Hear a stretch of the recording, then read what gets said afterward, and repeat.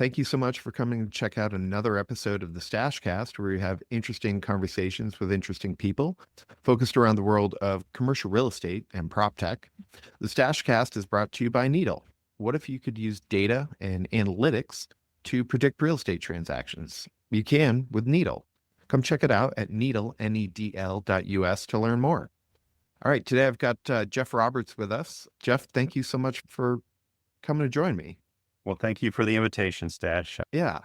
So, we had a chance to talk a little bit before. For the folks at home that don't know who you are, how would you best describe yourself? I am a former CIO of the commercial real estate, residential real estate, and finance space.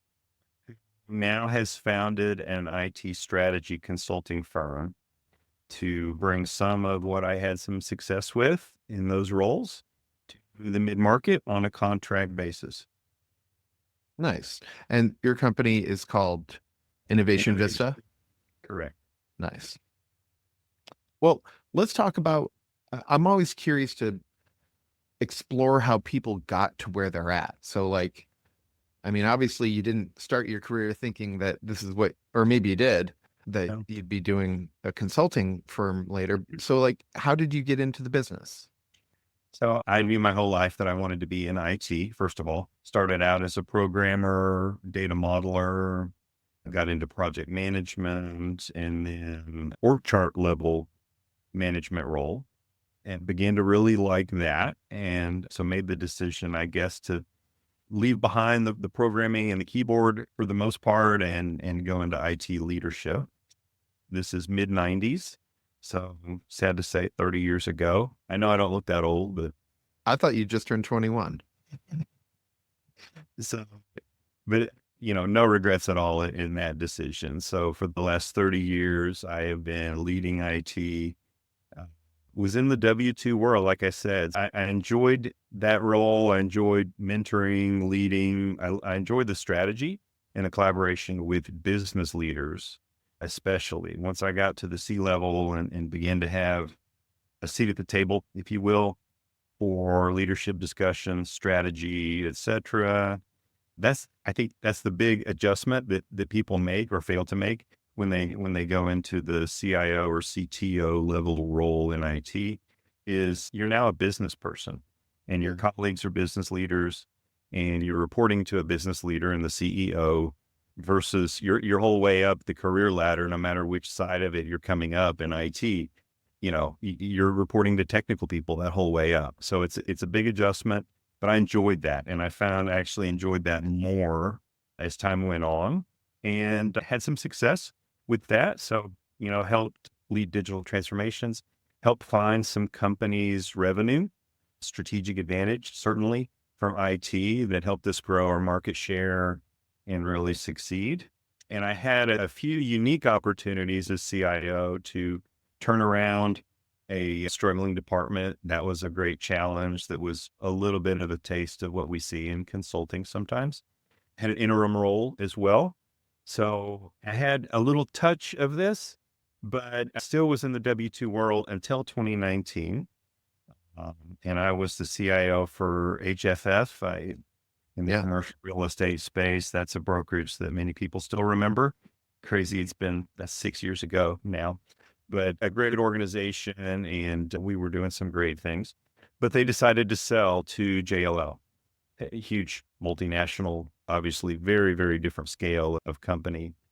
And so I decided rather than trying to sort of find my CIO chair number 6, that these touches I'd had on these special projects were interesting. I also knew there were a lot of mid-sized companies that needed sort of strategic IT guidance that weren't getting it. And they weren't getting it in some cases because they didn't feel they had the budget for a CIO. They were running IT with a middle manager sort of person. In some cases, they were completely dependent on an IT vendor who was running all of their systems and doing all of their support. I knew that was very different, and they were not collaborating the way that I had been able to collaborate with business leaders where I'd been. So I wanted to bring that to the market on a contract basis, short-term projects, part-time projects. This idea of fractional CIO was coming around. Obviously, Tatum started that idea 20 plus years ago. There are a few other firms in the space, not really crowded, I wouldn't say.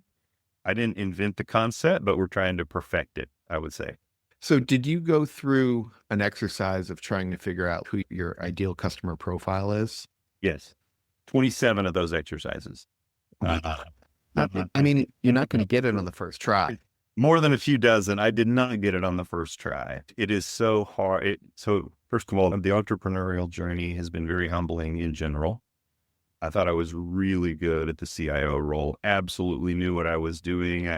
And I had too little respect when I was a CIO for the branding, marketing, sales parts of those companies. It just seemed so easy. They were given this budget. They ran advertising. They did events. They called on clients. It just didn't seem very hard. Well, it's incredibly hard. And it's incredibly hard to stand out in the IT consulting space. There are well over 100,000 IT consulting firms. Yeah. And we all sound the same. If we use this language, we have great people, we have great processes, we have great technology, we give great customer service, right? Like everyone sounds the same. So deciding how to stand out and what really was going to be our calling card. So this kind of top line impact is very unique. I can't say completely unique because I've got at least one competitor who started sort of copying some of my language a few years ago. But when I started, I did a Google search for IT consulting to drive top line results. Yeah. IT consulting to help grow market share, to create revenue streams. There was no one talking like that.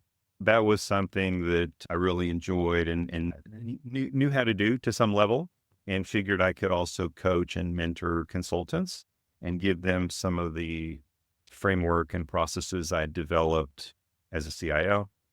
The other thing I decided would help us stand out is just our whole structure. If you start a consulting firm, bootstrapping like I did, the typical model is you hire a consultant or two, and then you go find work for those people and you assign them to those clients and off they go. And, your consulting team is hired on W-2 and your bill rates are much higher than that. And that becomes your profit margin. Yeah. I had seen that model fail at the C level, at least. I think it works really well in other lower levels of staffing and staff augmentation. But at the C level, when you engage a fractional CIO, you are expecting that person to walk in the door knowledgeable and ready to contribute. And they know what they're talking about. And, being an IT leader has become really being a business leader. Mm-hmm. It's about technology.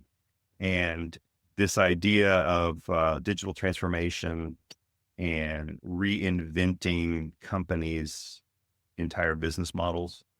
Some people use digital transformation to mean much smaller things than that. But when we talk about it, it's really reinventing, re-envisioning the entire organization.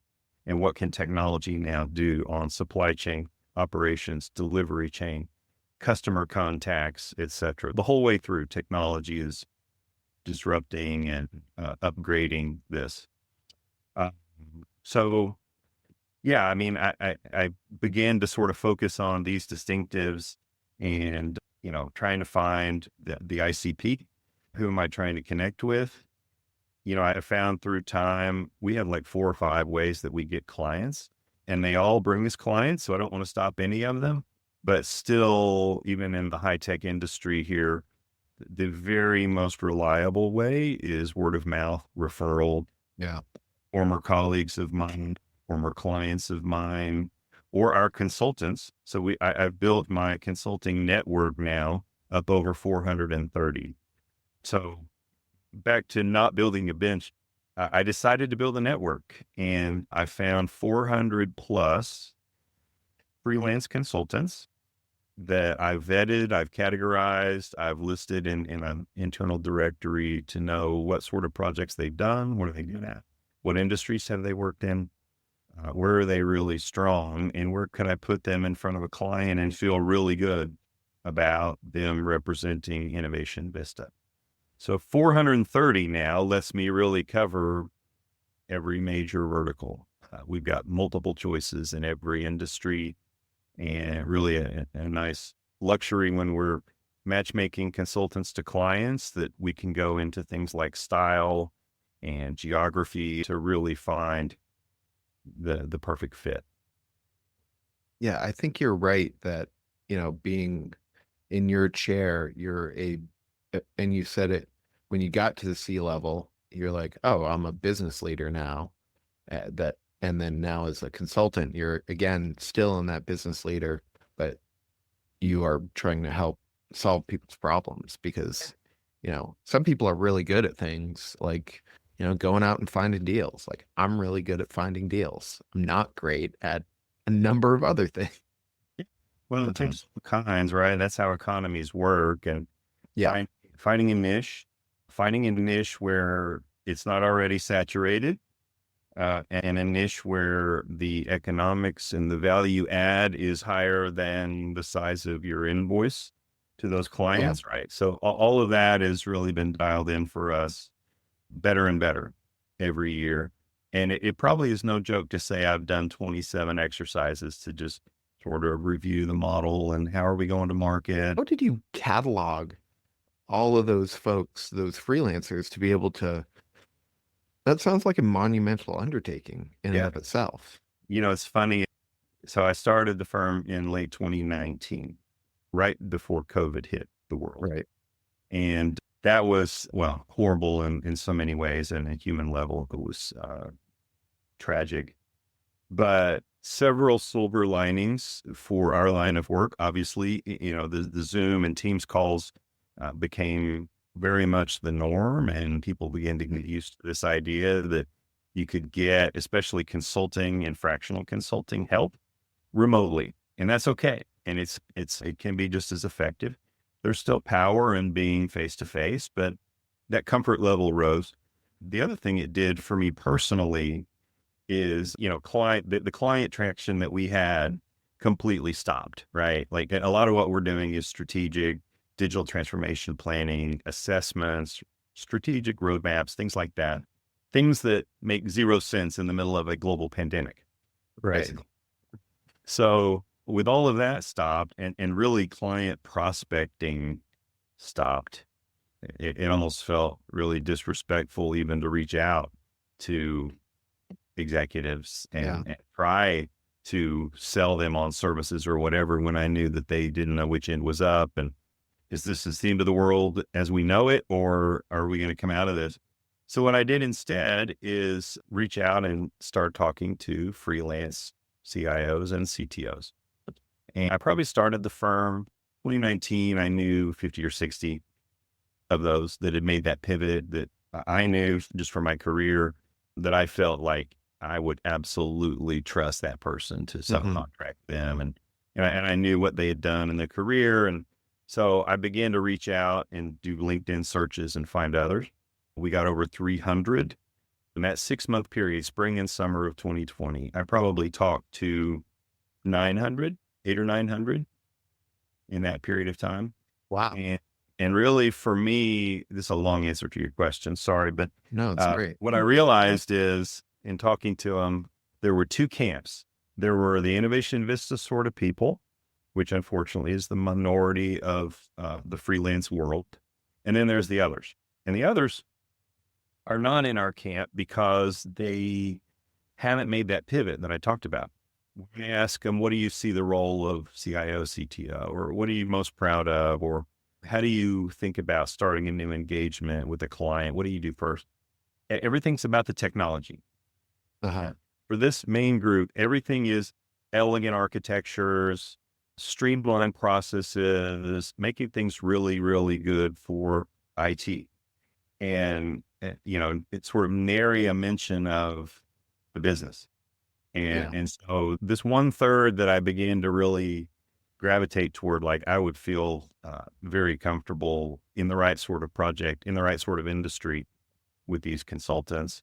it was mainly about their mindset being business leaders first and bringing technology solutions, but only where they made sense in a business ROI, invest for the return instead of make IT as good as IT can be. That sounds great, but that can be very expensive. We've seen these platinum plated sort of shops that you just wonder, "Hey, how'd you get this budget approved to have 10 times more storage and compute than you need?" Mhm. Who said yes to that? And why did you even ask for that? It became very clear very quickly, and it helped codify, sort of the one exercise fed the other. How are we going to stand out? We're going to stand out with this focus on real business impact and especially top line. Yeah. So yes, I can immediately identify with that. At a previous firm I was at, we had so many different IT initiatives that we spent a ton of money on, and they never went anywhere. And it was so frustrating because exactly what you said, it was more about the infrastructure or the design. And it's like, but you're not getting to the core of what we actually need. And even if you tried to talk sense into them, it just wasn't clicking. And it's like, come on, just give us a solution that'll work. That's all we Yep. need. So, Yeah. Too common, unfortunately. A lot of times they see that it's training, right? So college yeah, education. If you go even for an MBA, if you go for an IT focused MBA, a lot of it is internal process efficiency, internal org structure, and there's not enough, I don't think, focus on collaboration with business leaders, aligning to the overall strategy, being an enabler of that strategy, an accelerator. We hear CIOs all the time complain that they don't have a seat at the table. I hear that all the time.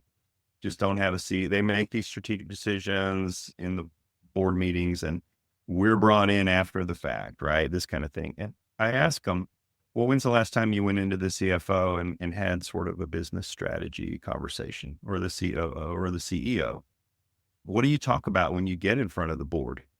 Do you ever get? And when you have that, are you bringing just a laundry list of your projects and giving a red, amber, green, and here's our budget for next year and whatever? Like, that's why.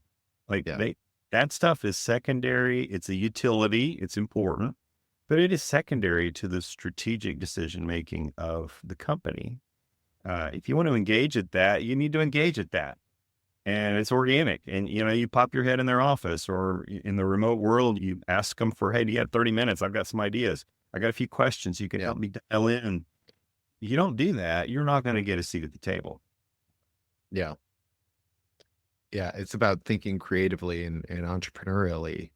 Even if you're not necessarily an entrepreneur, it's like, how Yeah. can you add value? And Intrapreneur. We love that word, intrapreneur. Just that mindset. But as a W-2 employee, there's nothing stopping you from that. right. I think that maybe comes from like, I'm just thinking back to some of my early jobs where it's like, this is what we do, this is how we do it. Don't deviate from that. Mhm. And that's fair, that's fine. But I think the message also needs to be, okay, now once you've got it down, now once you understand what we're doing, how can we improve it? Yeah. And if it's going to come anywhere, it should come in IT. I mean, let's be real. This is the fastest moving, fastest changing Yeah. landscape. New capabilities are being created all the time. Things that used to be very expensive, it's a race to the bottom on cost all the time. So you reevaluate ROI on things that maybe didn't make the cut a few years ago, and now they will. It is unbelievable, the dynamic. You have things like AI happening Yeah. that were a academic pipe dream sort of thing just a few years ago, or the purview, very custom machine learning models. We were doing a lot of that. I got lucky enough to get funded to do some of that at HFF, but very few companies were back before, 2018, 2019. And Mhm. really, until ChatGPT launched, it didn't hit the front page of the Wall Street Journal. What can we do to accelerate the strategy? What can we do even to add new capabilities that no one's even asking for, but now have become possible? Do we initiate and play offense with IT, so to speak? Yeah, I mean, I'm seeing it even with Needle. It's a technology company, Mhm. but we've got those red, amber, green boxes in our backlog or what's been done, things like so I get that. And then, adding things like a chat GPT style chatbot within it, having capabilities where you can have smart reach out, things like that. Those are crucial to make the product better. So I get what you're saying. You've talked about digital transformation a couple of times. My question is, how would you define it? And then what are maybe some examples that you've been able to implement successfully for your clients? Yeah. So for us, we define it as this re-envisioning of a organization's business model, their operating model, really turning over every stone. What are we here to do? Where do we need human intelligence? Because absolutely there's a place for that, and there will always be. It's a changing line between what artificial intelligence can do and human intelligence.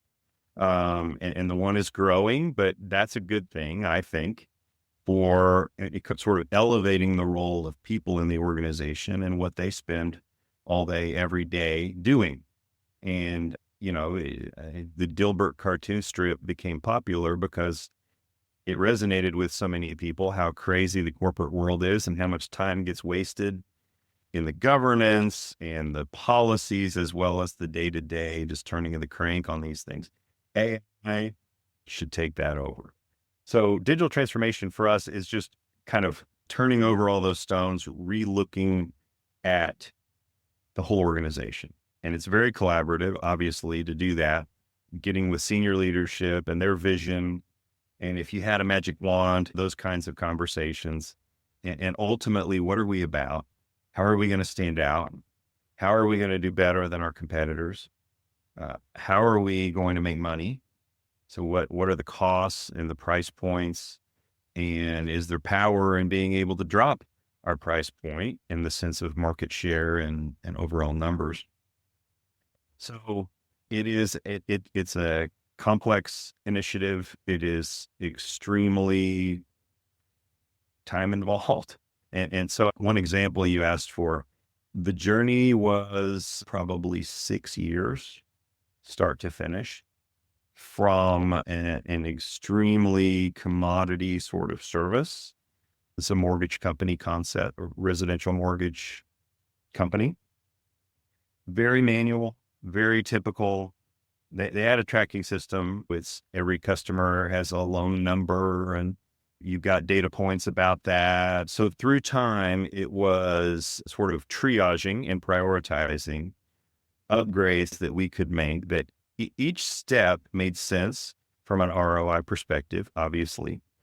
But beyond that, we had a vision of what do we really want computers to take care of. Mhm. And this category of work that's sort of automated, redundant, where consistency is very important. If someone does something on our website, we want to see it posted immediately and them to be able to ask the question and see that, oh, it actually shows the payment that I just made. That's still not all that common, by the way, even with big companies. You make a credit card payment online and, it's like the next day before you see it. It sort of Right. blows me away. But so we had this long journey and unfortunately we don't have the time. It was probably 35 projects in total, maybe 40 Wow. projects. But the key was not really those projects. The key was this vision, painting the picture, talking about if we can get to a world where all of these things are handled, the data flows from here to there. This becomes aware of that. This group gets pinged for, hey, they need this special request handled, or just sort of monitoring and awareness of mortgage customers situations, especially when things get really complicated in the mortgage space, when they fall behind, right? So Mhm. they collections and Then you get into, how do you help a delinquent borrower and loss mitigation and things of that nature. So all of that really began to grow. Then we started finding revenue streams. We could win more business by offering analytics, predictive analytics on the portfolio of an investor's pool of mortgages. We could give them mark-to-market values on a real-time basis. Very hard to do that. Very Really? rare as possible.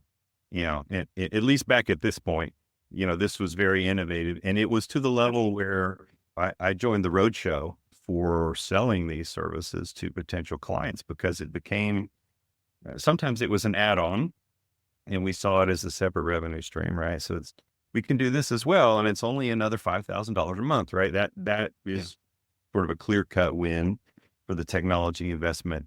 But there were all kinds of other wins where it became a throw-in that made the difference, where they would send us their portfolio because we offered to send them these kinds of analytics, and no one else could do it.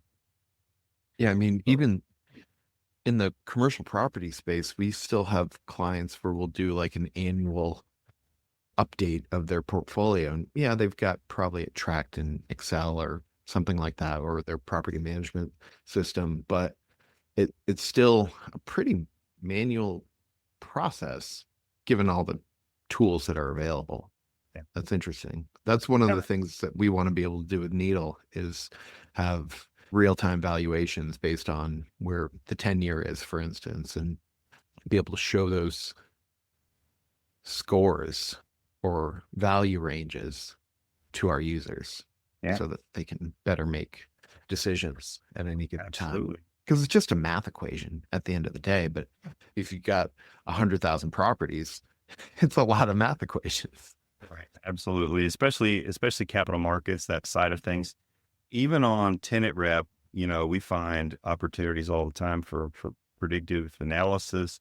If you get the data, right, this is so critical to have the right data and not just internal data, although that's great and that's unique, as good and as clean, as integrated as you can get it. But you need the industry-wide data. You really need comps and you need ownership data about who owns all these properties, even if it's not our clientele. Yeah. You need that, I think, for the real advanced analytics in commercial real estate to take flight and really begin to add some value.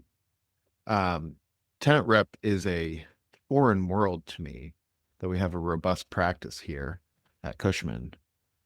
What are some examples that you've been able to help with either tenants or tenant rep practices? So showing a client where they have space and how the terms of that space versus the class of building that they're in compare to the going market rate, what's available right now, highlighting areas where their lease expiration is coming up.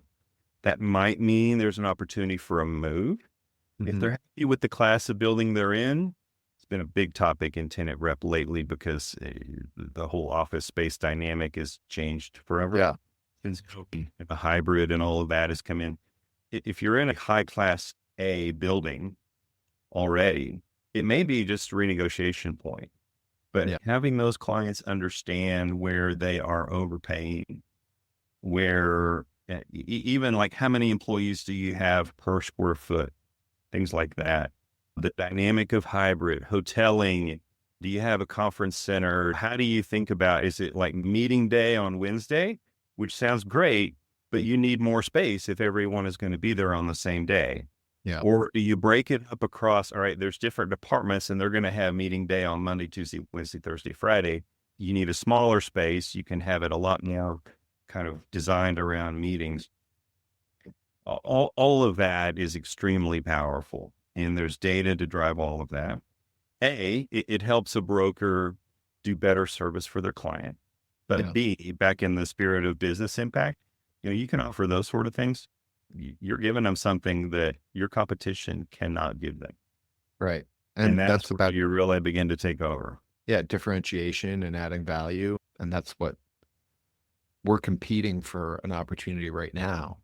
And we're there at the table because they recognize that we work hard and hustle and go out and think creatively versus a competitor that might just run it through the transaction mill and will help you with your up leg, for instance, when we get there Yeah. versus trying to think proactively about it. So have you, given your experience at firms like HFF, did you then decide to target commercial real estate firms, either brokers or owners in particular? So it's interesting. And I knew when I started Innovation Vista that I wanted to start a firm and not just hang out a shingle as a freelancer. I always want to take care of one or two clients myself to keep my skills sharp. I'm doing a lot of BD work to find projects for others.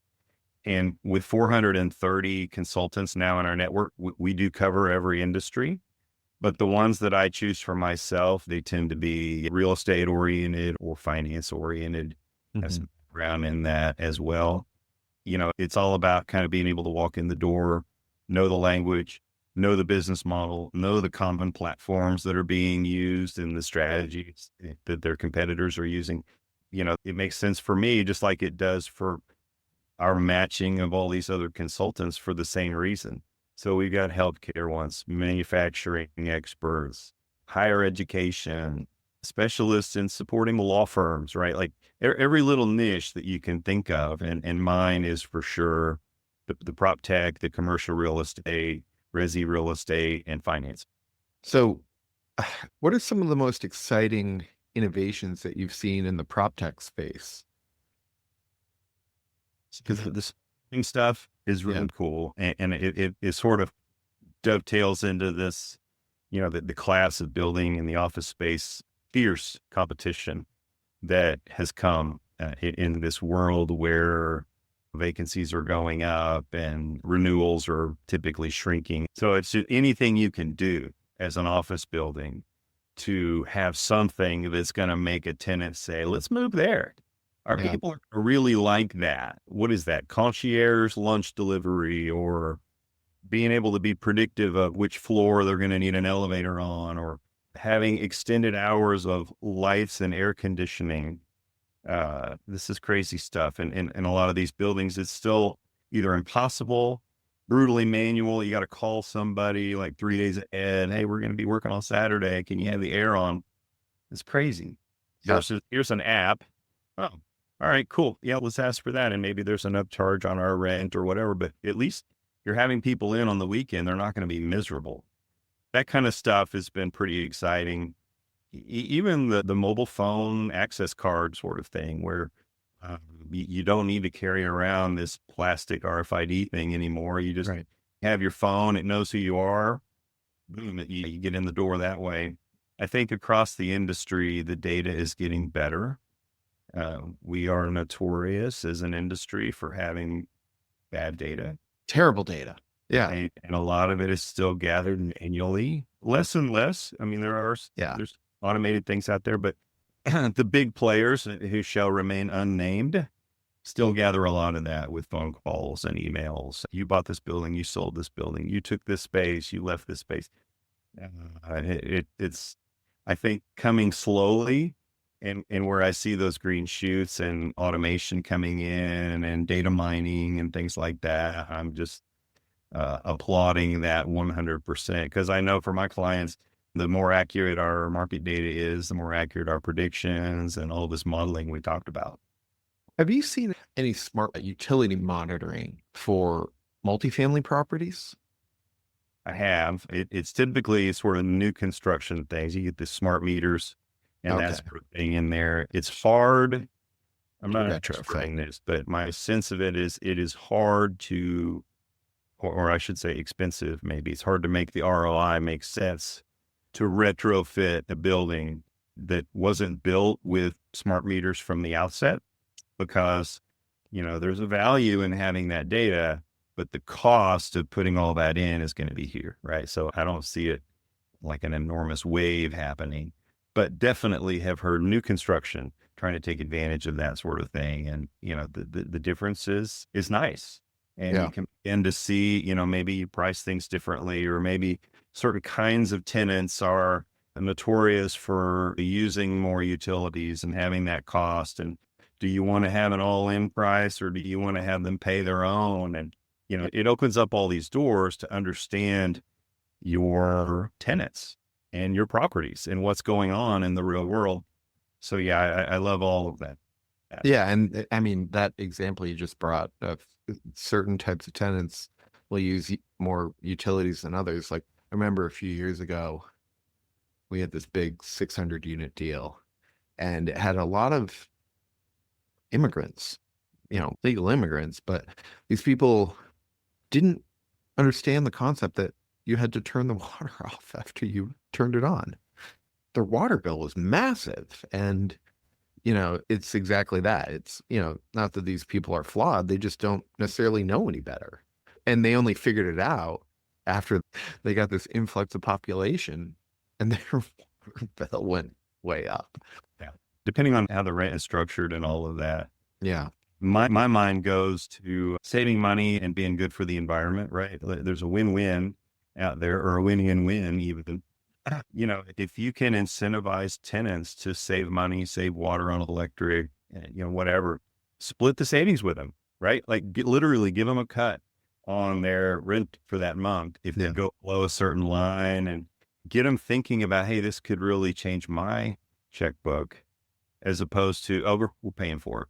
And never really done, right? Like let's align everyone's interests here.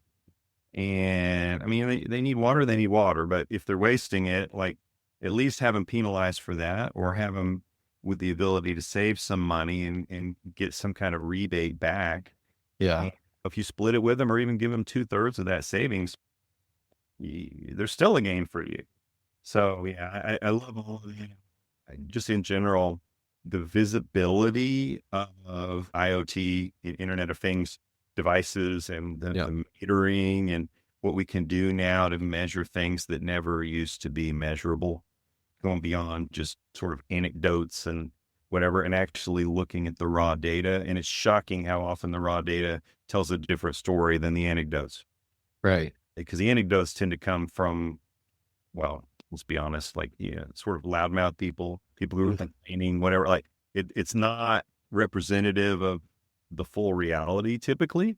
Yeah. And when you get that data, the full reality, and then you can make intelligent decisions and maximize your profits and put capital to work in very smart ways. Yeah, for sure.